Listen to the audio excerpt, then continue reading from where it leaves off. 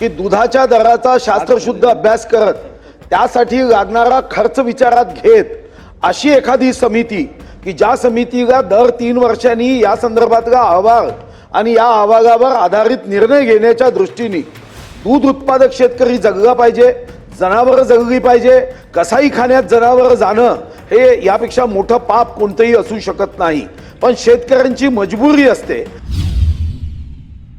अध्यक्ष महाराज, एका महत्वाच्या प्रश्नावर माननीय मंत्री महोदय उत्तर देत आहे।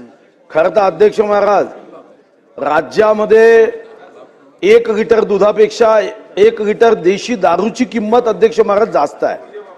आपण सरकारी कर्मचाऱ्यांच्या पगारासाठी 7वं वेतन आयोग, 8वं वेतन आयोग असं वेतन आयोग दर 10 वर्षांनी अध्यक्ष महाराज करतो।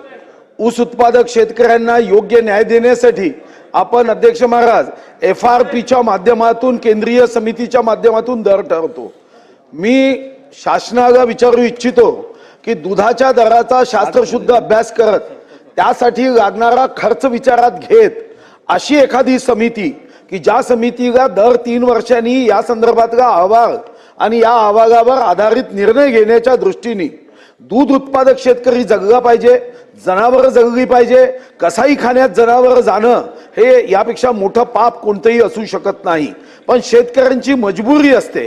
हा दुधाचा व्यवसाय मजबूत करण्यासाठी आपण अशा पद्धतीची 3 वर्षांनी दुधाच्या दराचा, त्याच्या उत्पादन खर्चाचा आढावा घेण्याची एक समिती आपण नियुक्त करणार का? आणि दर 3 वर्षांनी कोणतीही लक्षवेधी, कोणताही प्रश्न न करता 3 वर्षांनी दुधा उत्पादक शेतकऱ्यांना न्याय देत कसाईखान्यात जनावर जाणार नाही याची काळजी घेऊन माननीय मंत्री महोदय पुण्य कमवणार आहेत का?